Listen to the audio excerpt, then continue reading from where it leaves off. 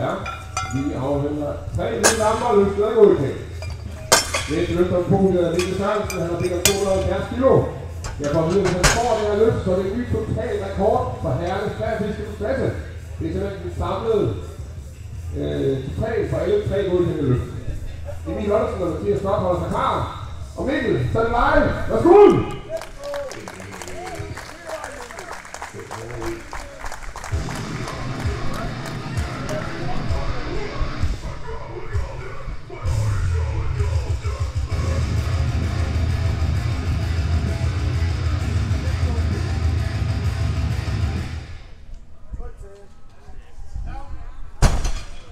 Så ser lige den total rekord ud. Det var flot, godkendt med 3 nye lamper. Vi går ind i anden runde af herrenes 83 kilo klasse. Emil Ottesen vinder ud, 222 kilo. Mathias Stock og Kasper Sørensen, de holder af klar.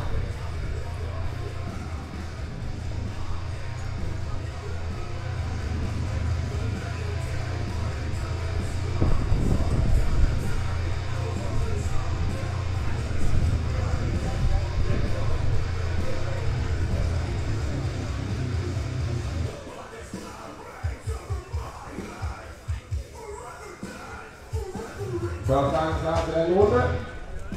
Værsgo ud i. Så er det live.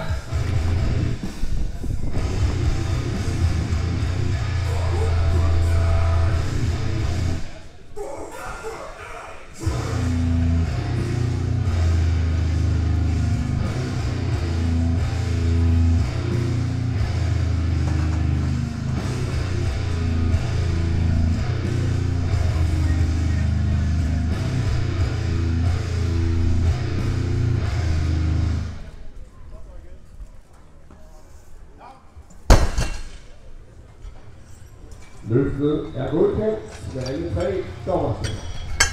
Næste løfter på podiet er Mathias Stock, 242,5 kilo har han delt om. Kasper Sørensen og Mads Pedersen, de holder af klar.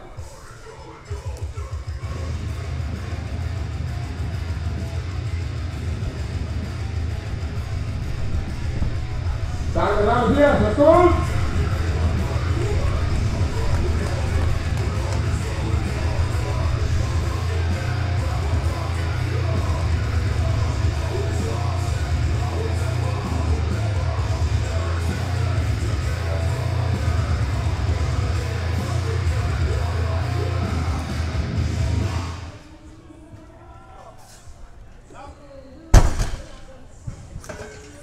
Så skal det se ud. 3 hvide lamper her. Næste løfter er Kasper Sørensen med 252,5 kilo. Mads Pedersen og Jonas Larsen holder sig klar.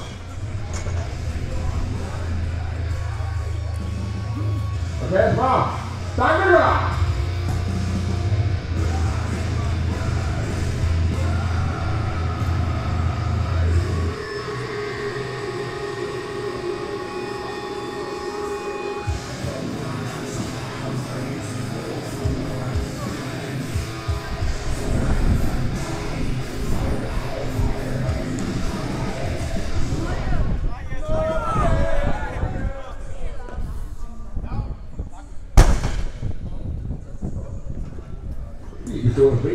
Løfter godkendt med alle 3 dommerstemmer.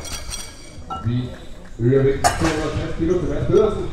Jonas Larsen og Sebastian Soliga holder sig klar.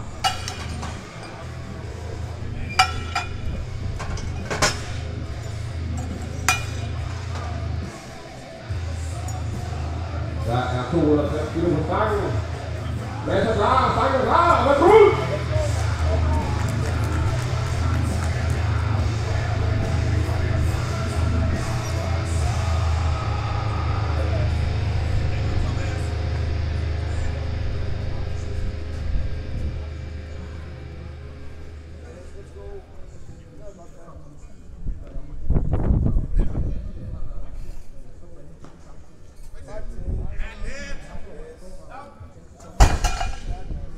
Ja, det så overkommeligt ud.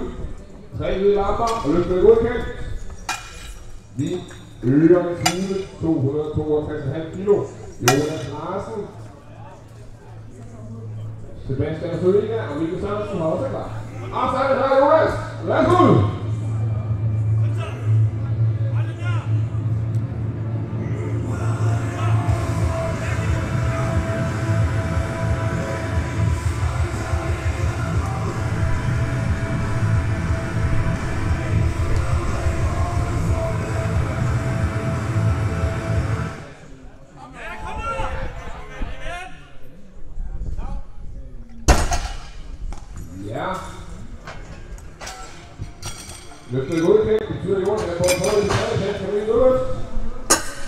Ligger væk til 275 kilo, så kan der stå lige her. Mikkel Sørensen og Emil Holm holder sig klar.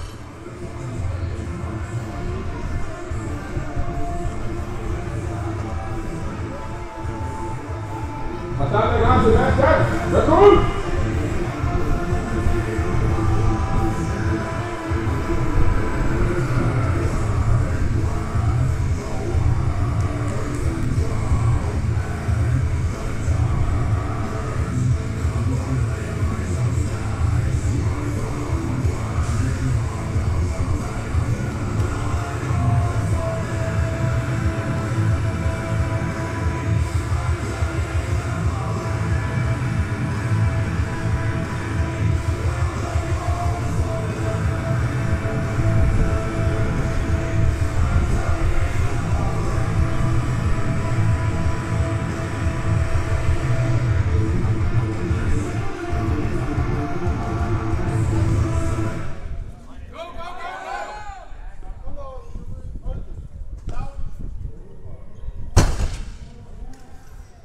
Ja, godkendt løft, og hvor det er plads i herrens udløft. Mikkel Sørensen ruller rundt den af. Han er vidt 285 kilo på stangen. Emil Olsen, han bliver frem, holder sig klar. Og Mikkel, stangen er klar. Mikkel forsøg på at bygge den totalt rekord.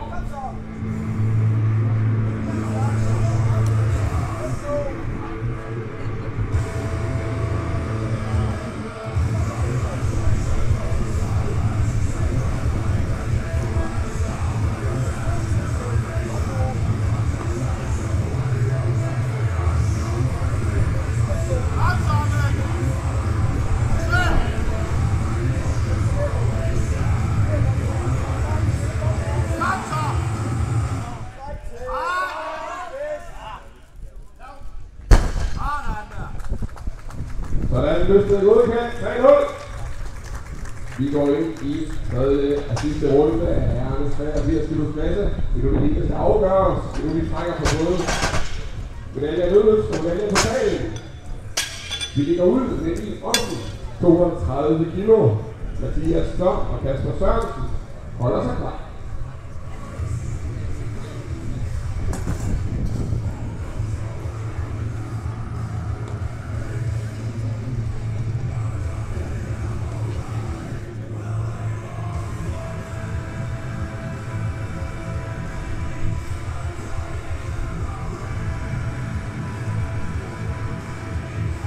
Og tak er klar. Værsgo Emil.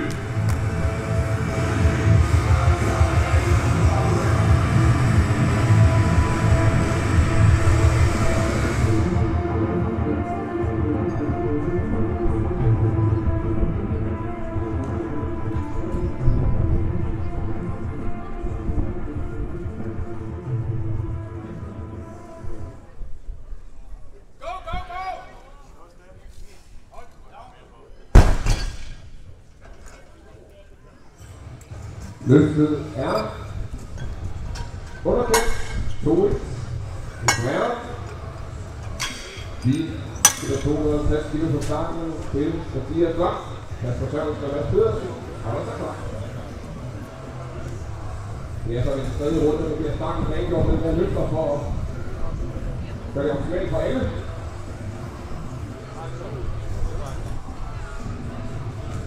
Men nu er starten klar. Mathias! Værsgo!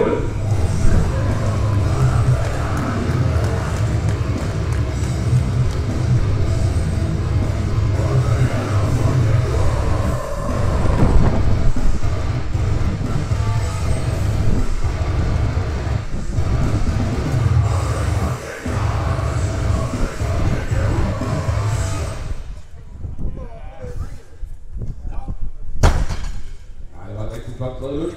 Og det er godkendt, så er lidt trænet over.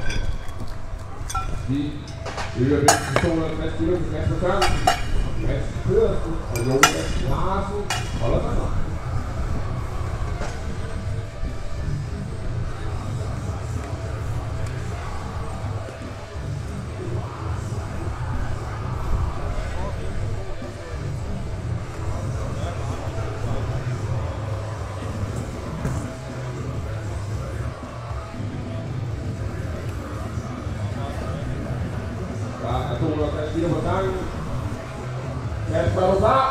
Stang er klar. Værsgo!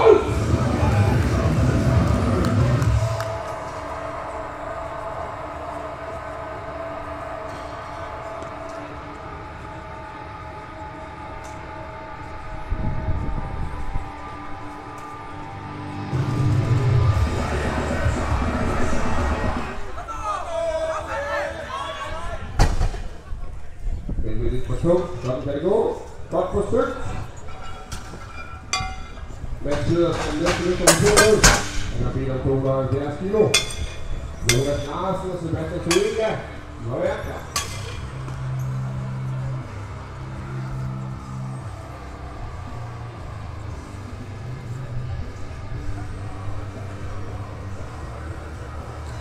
Mads går ind og løfter. Forsøg på et forløb i bronze i løbet. Forsøg på at holde sin anden plads i totalen. Og Mads, stangen er klar til dig. I har vel hånd.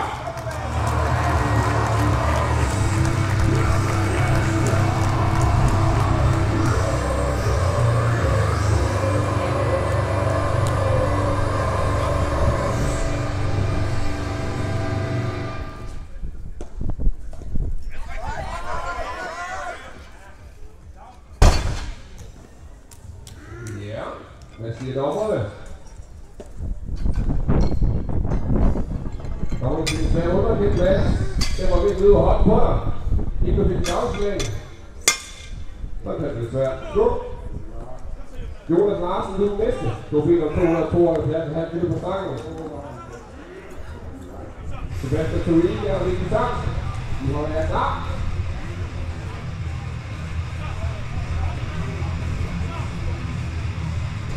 Jonas Bøjler trækker, og vi har den tredje plads i totalen. Og i løbet. Og Jonas, stangen er klar! Kom så! Den skal med!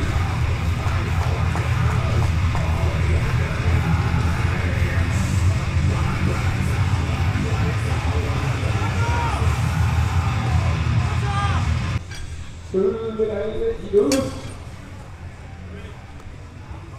De er meget tunge. Og løfterne må meget gerne få dig hjem.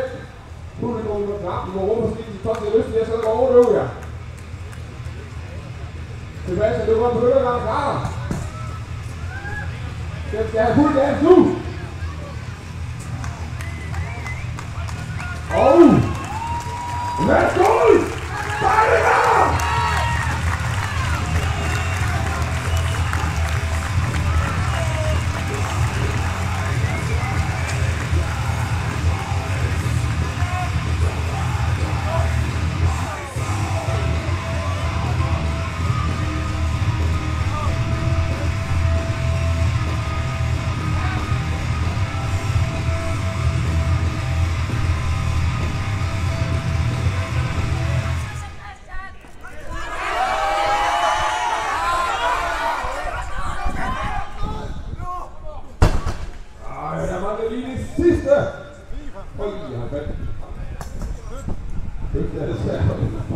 Det var godt forsøgt, jeg regner løfter fuldt ud.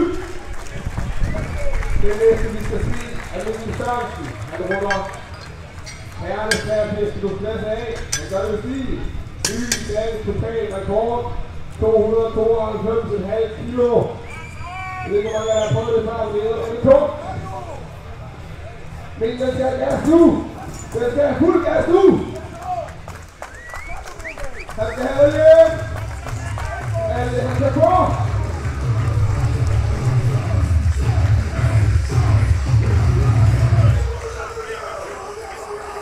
Sigan! Start it out!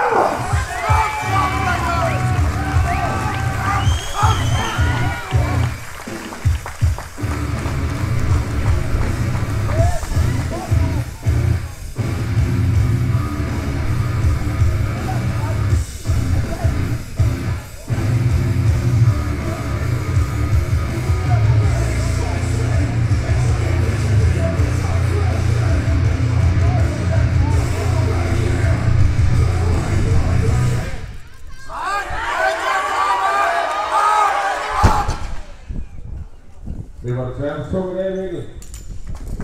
For en af forandringen, så vil han tage over og øge herovre 3 gange af vejen kopvægt, så de prøver med samme lille skud. Vi skal videre ud. Vi skal ved Herles 93. klasse. Første runde er døde. Og der er Søren, han ligger ud. Han har bedt om 145 minutter på gangen. Sebastian Holt og Mark Pedersen. De holder der klar.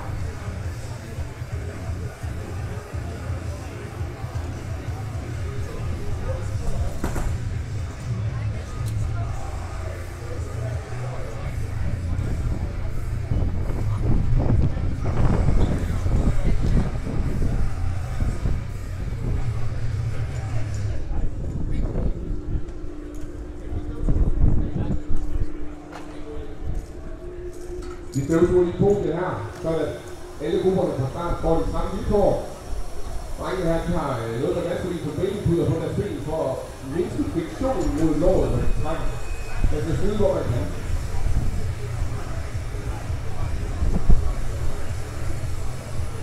Så ser det ud til, at snakken er klar, punktet er klar, dommerne er forhåbentlig klar. Så går vi i gang. Vi skal afslutning fra herrene 93. klasse. Vi skal få det vinder. Og stangen er klar. Værsgo!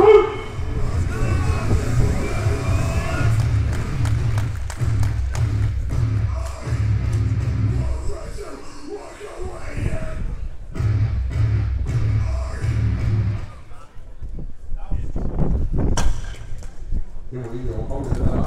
Tre nye lamper. Du er med. I total. Det næste løb, der skal se på, det er Sebastian Holt. Han har blevet 215 kilo. Mark Pedersen og Jumma Ridsgaard i højre.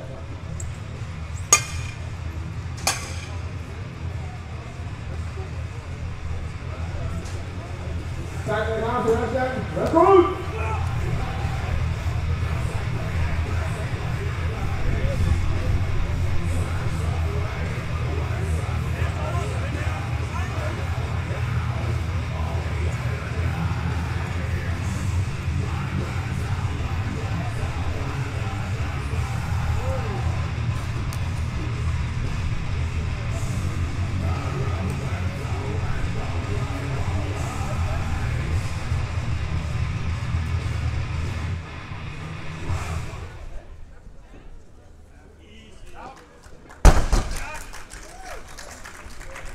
Løftet ud til. Han skal overstemmer. Næste løfter er Mark Pedersen. Han er lige fra 224 kilo. Nu kan vi gå over Stormjørnsen.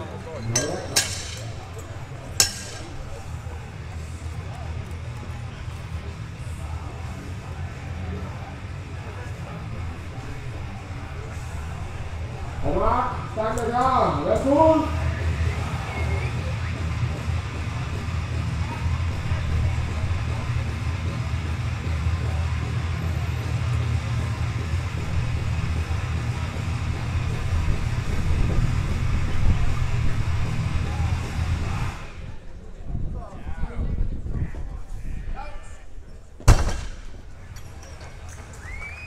Vi skal ud med den nummer. Vi skal have 245 minutter gang til Jumma Ridsgaard. Jakob Torbjørnsen og Sigurd Lindholm. Kom op herfra. Jumma, værsgo. Tak er klar.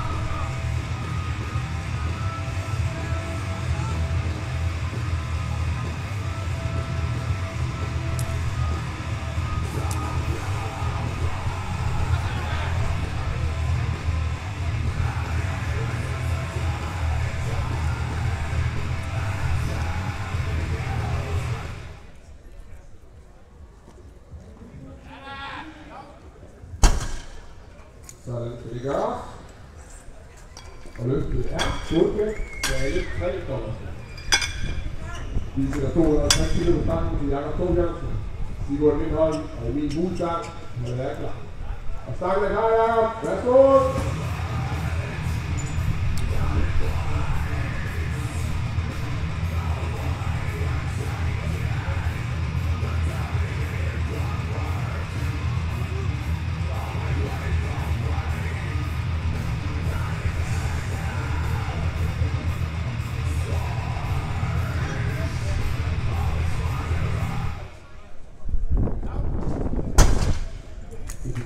lidt ud. Både til, ja, det er 3 år. De holder en 260 kilo slange, så de går lidt højt. Det er en smule, der er den udsigt. De holder af der. Stangen er fuld!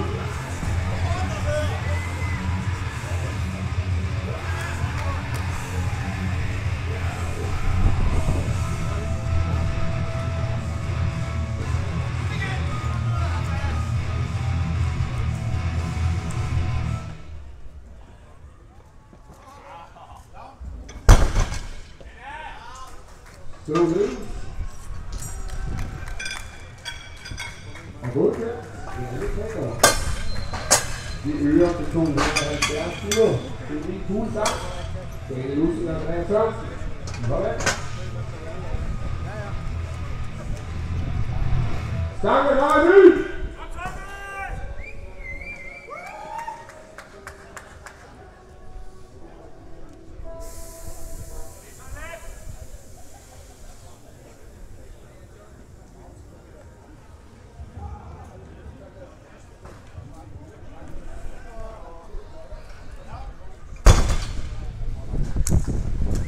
Det skal gå igen, men det er over til mig.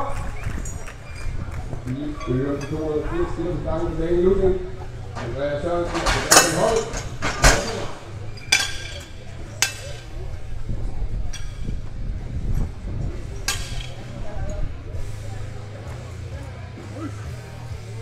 Og så er det Daniel Matthus.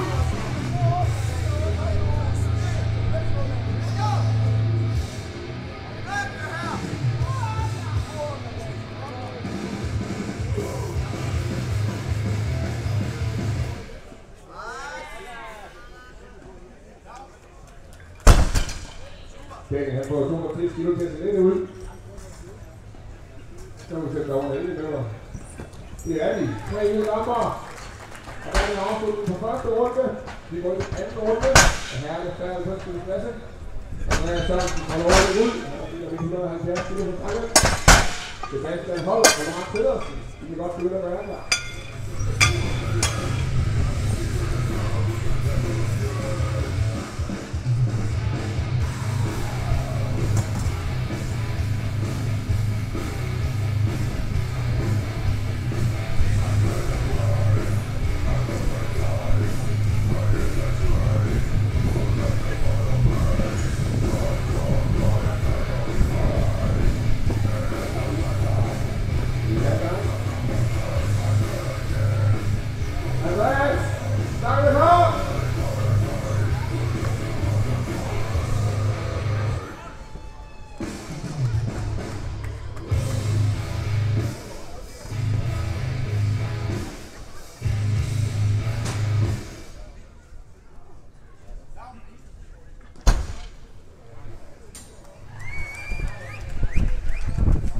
Løb, ja.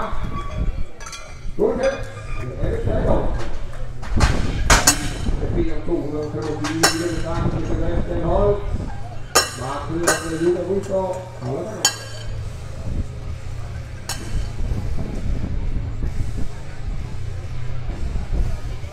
Stangen her, Sebastian, værsgo!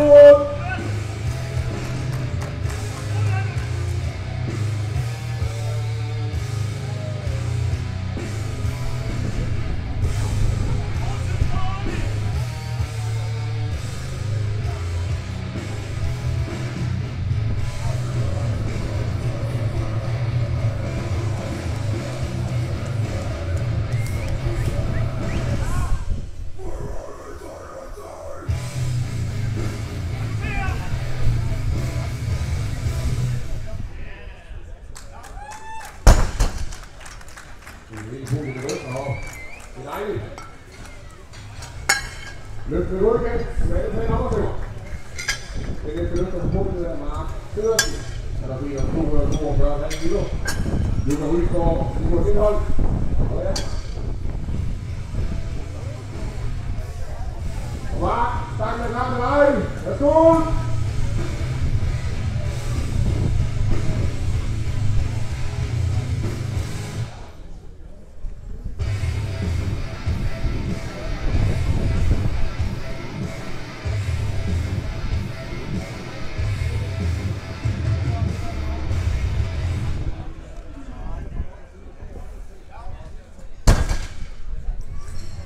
Det så ganske fornuftigt ud. Og nu skal jeg ud her med alle taler. De spiller 2,5 kilo sammen. De er ude for. De går lidt holdt og langt. Sådan. Sådan. Og stangen her!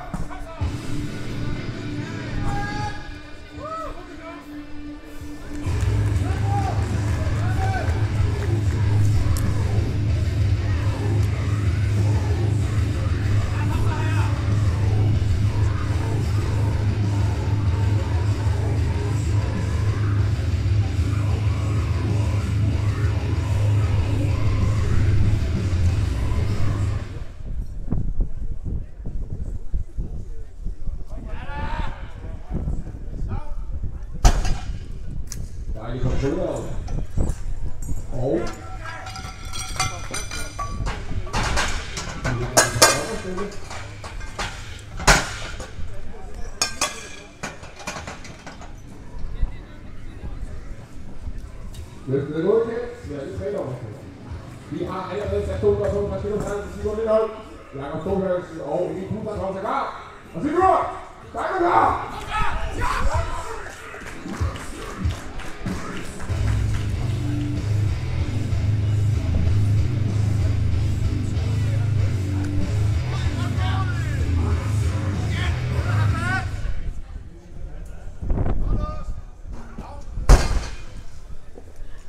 Lad os give dommerne til det.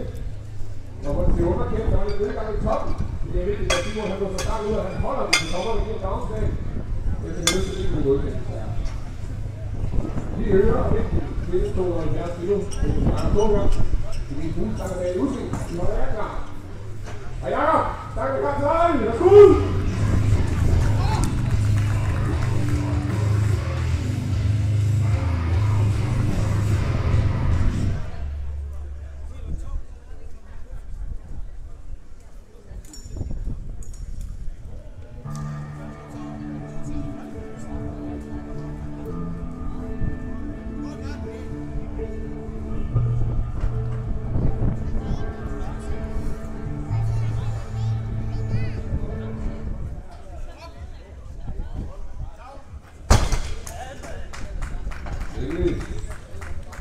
Løfter er godkendt. Alle 3 overstemmer.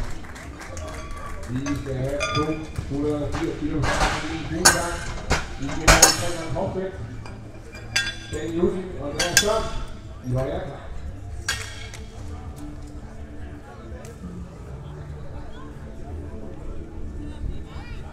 Emil, stangen er klar til dig. Værsgo!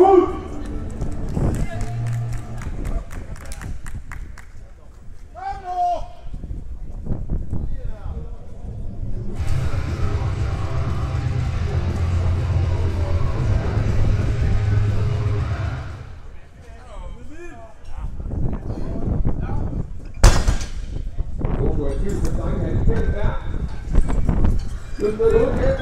Alle 3 overstemmer. Kjell Løsning, han runder anden runde af med et løft på 295 kilo. Andreas Sørensen og Sebastian Holt, de holder jer klar. Og stadion, stangen klar til dig. Værsgo!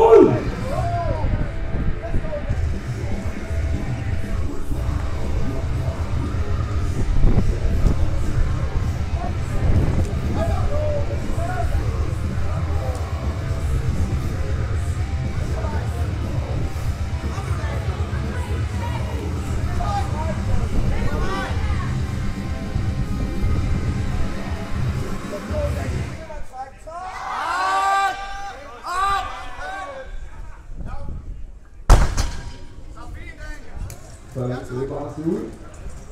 3 nye lamper. Der skal mere på. Der skal meget mere på. Vi går ind i 3. runde af herrenes 95 klasse. Det er jo en helt afgørende. Vi kan få gødselmedaljer ud, og vi kan få totalmedaljer ud. Andreas Sørensen på over ud. 180 kilo. Sebastian Holt og Mark Pedersen. Vi holder jer klar.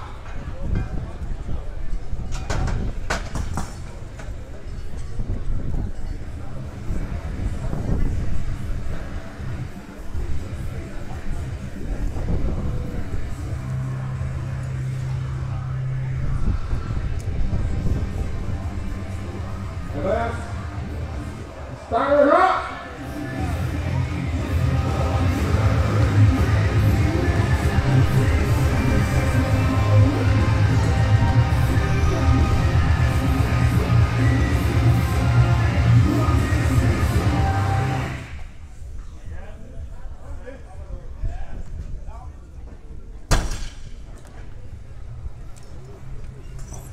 Løfter godkendt. Alle 3 kommer til. Næste løfter på er Sebastian Holt. Han har bedt 235 kilo. Mark Pedersen og Sigurd Lindholt. Eller er klar.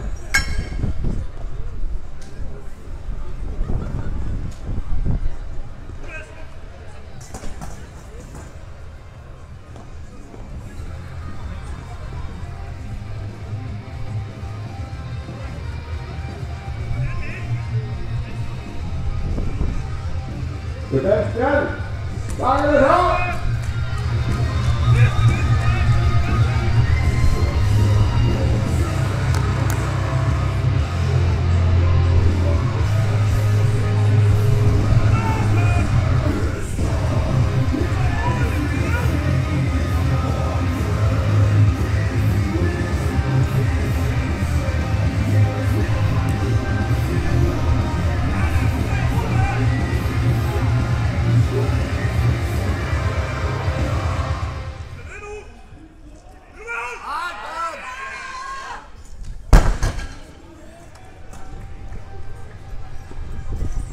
Løfter godkendt.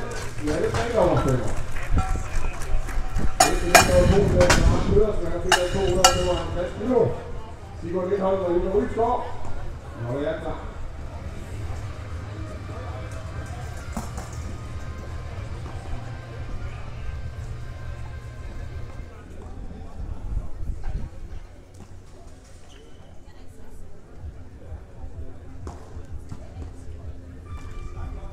Tak med klar, Mark.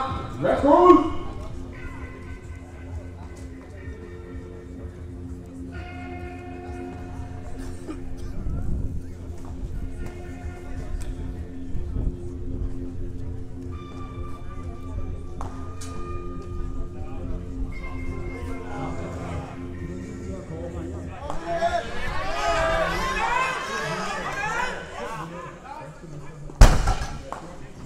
Det er sådan ud. Og løft.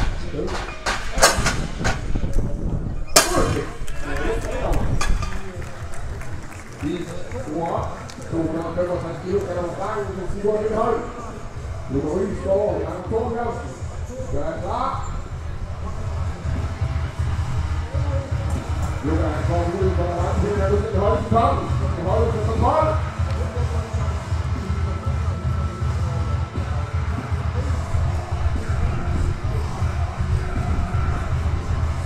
De har med hårdt hjælp fra midt på stejlet klar. Sigurd, kom så!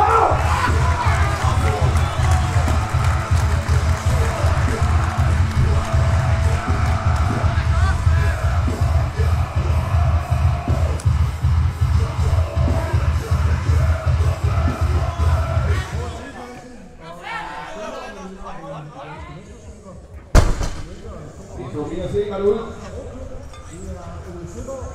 Hvad siger dommerne? Dommerne siger godkendt, men jeg tager oversætter. Vi skal igen have 280 kilo stangen til Line Rydsgaard.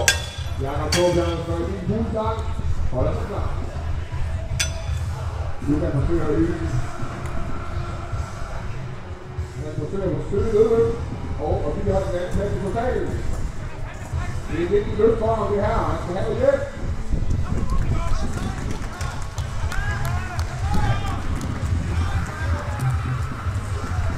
Jens Luka. Starket er klar!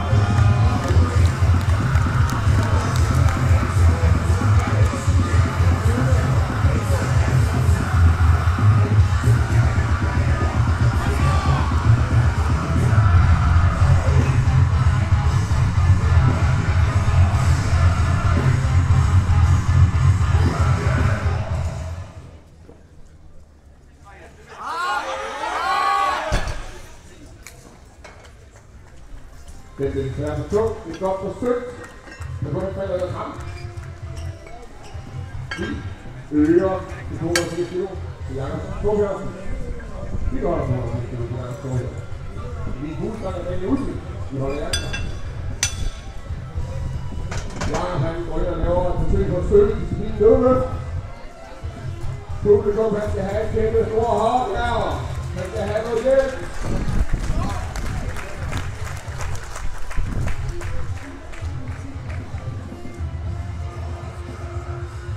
Jakob, kan du godt hisse dig lidt op her. Den skal med. Så er der klar.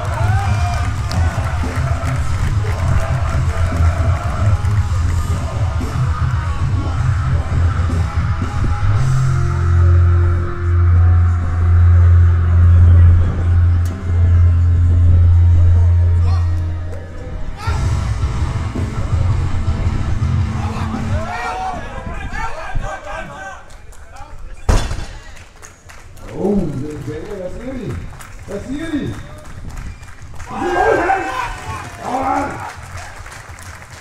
Vi går i de sidste 2 løfter i herrerne 93 kilo klasse. Lige Fuglsang får lov at prøve først. Der bliver 290 kilo på stangen. Han forsøger sig på at tage sølvet i løbet. Han holder sin 3. plads i total rangering. Så Emil, det sidste løb for dag i dag. Den skal have fuld gas, og starten er klar!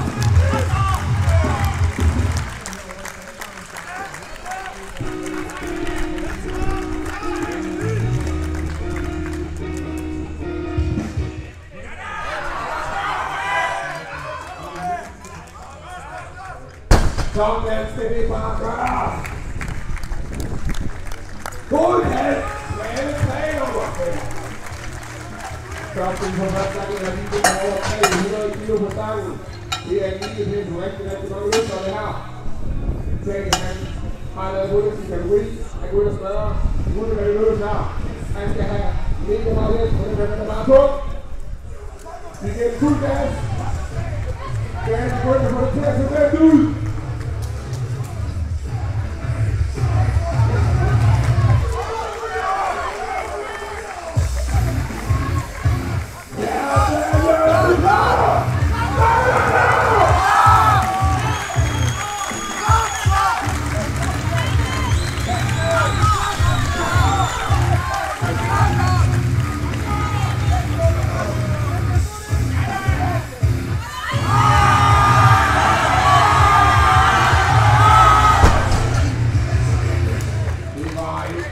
Forsøg! Men det er ikke for tung at have herne. Det var simpelthen afslutningen på herrene 93 klasser af den første indvejning for i dag. De vender stærkt tilbage kl. 1 med tunge drenge. Det er løbet rigtig mange kilo. Det skal man se. Så der er